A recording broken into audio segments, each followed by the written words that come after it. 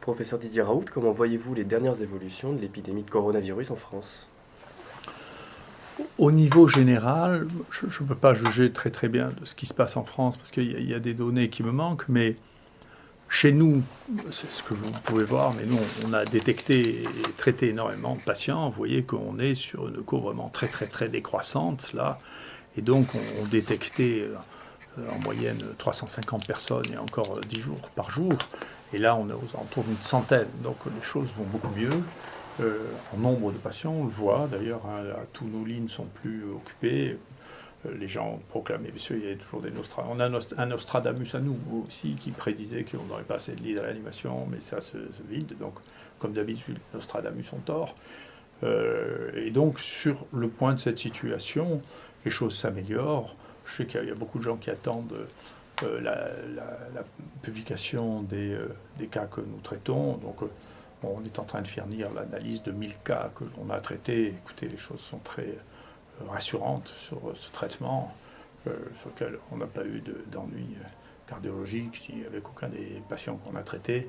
Sur lequel on a des résultats qui montrent une efficacité qui est plus grande que celle des autres séries qu'on a vues à ce jour. Donc tout va bien, un peu de patience, il faut que ce travail soit fini. Ça, c'est un travail d'évaluation avec énormément de données, peut-être des données que personne d'autre n'a au monde.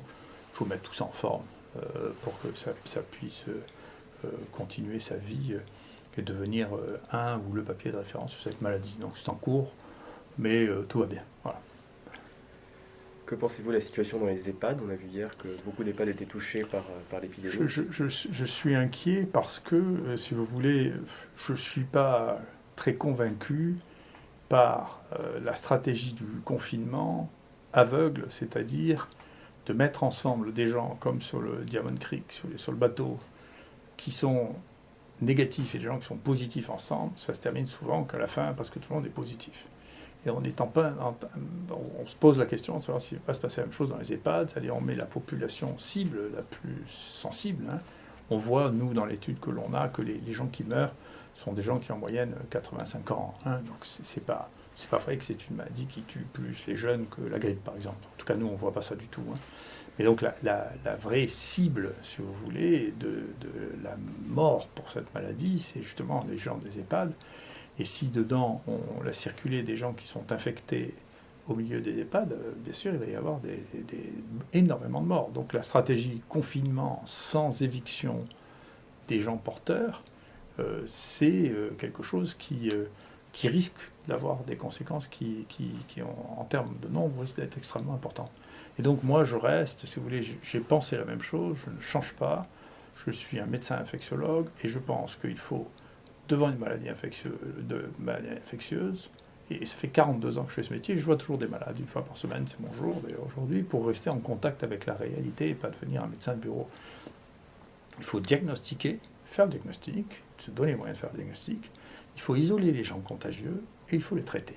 Donc je pense que c'est ça qu'il faut faire, c'est ça que je fais, je pense que c'est ça qu'il faut faire parce que c'est la base de notre métier. Donc je pense qu'il est temps encore, je pense que les choses évoluent petit à petit vers cette situation. On a vu que c'est ce qui se passe en Italie, en Espagne, où ils ont commencé à tester de manière massive et à traiter, et on voit les courbes s'infléchir très très rapidement, et en Italie, et en Espagne.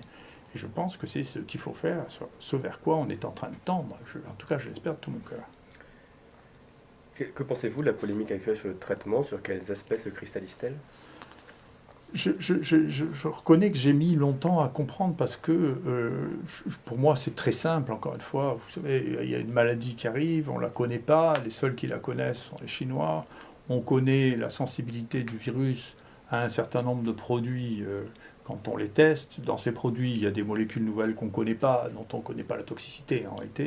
Et il y a des molécules anciennes qu'on connaît très bien, qui ont été prescrites à des milliards de fois, si vous voulez. Les gens qui sont les sachants, c'est-à-dire en pratique les Chinois, puis les Coréens, qui ont eu la première vague, ont traité ça en utilisant ce produit que tout le monde connaît très bien, et ils disent, écoutez, ça marche. Comme preuve, ils contrôlent entièrement la maladie. Hein, depuis que moi j'ai dit, écoutez, fin de partie, effectivement, c'est la fin de partie en Chine, c'est fini. Ils ont arrêté la maladie avec des mesures qui sont détection, un peu de contention dans les zones à risque et pas dans l'ensemble de la Chine, et puis traitement.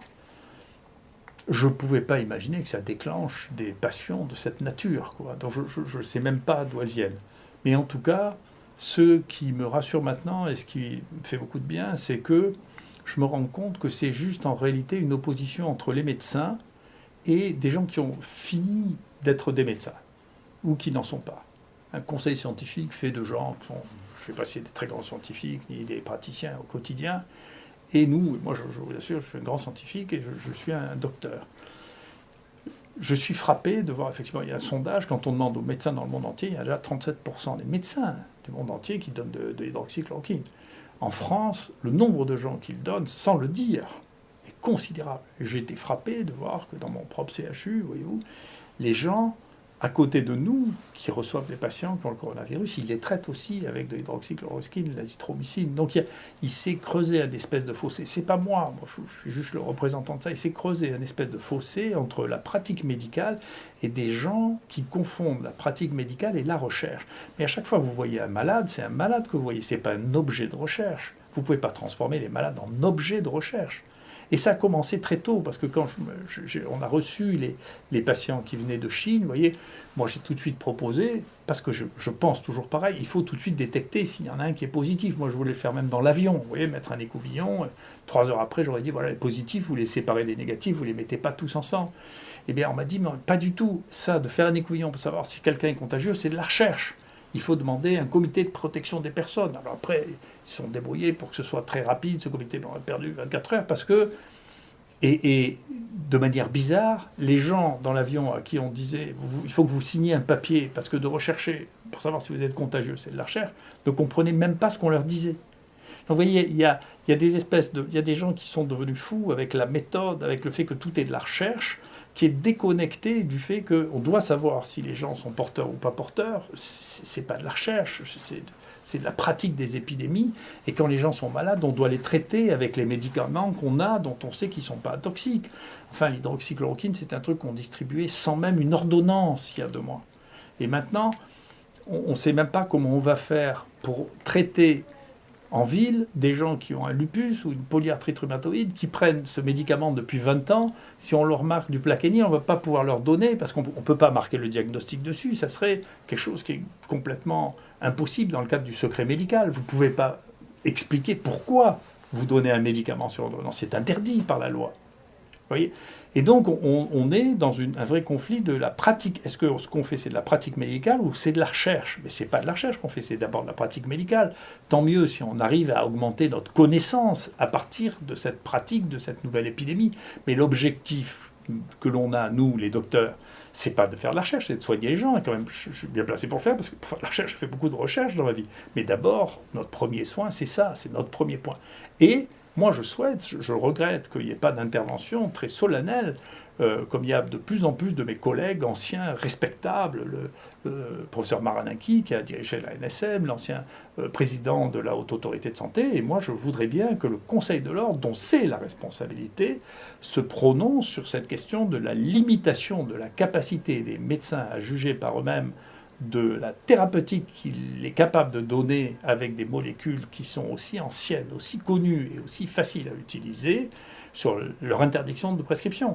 C'est une atteinte très profonde à la base de notre métier, qui est de prescrire, en fonction de notre niveau de connaissance, le meilleur traitement possible aux malades que nous avons en face de nous. C'est la base même de la pratique médicale, et en particulier, les gens sont devenus fous. D'ailleurs, on était en face du médicament le plus dangereux du monde. Il y a eu 2 milliards de gens qui ont fait ça. Vous n'imaginez pas que tous les gens qui partaient en Afrique à qui on donnait de la chloroquine, on leur faisait un électrocardiogramme, on les prévenait qu'ils allaient avoir une torsade de pointe. Enfin, c'est complètement fou. Donc on est devenus fous parce que c'est des gens qui ne font pas de médecine, qui parlent de médecine. La médecine, c'est de pratiquer le soin au quotidien à des gens qui sont malades et on leur donne un traitement. On ne leur dit pas rentrez chez vous et si vous n'arrivez plus à respirer, venez à l'hôpital. C'est pas ça la médecine. Voilà. Et donc, je suis content parce que j'avais un sentiment d'étrangeté parce que tout le monde dit que c'est moi qui fais ça, mais c'est pas moi, c'est les médecins qui font ça. Et donc, je suis content de voir que les autres médecins font comme moi parce qu'ils sont raisonnables. Voilà.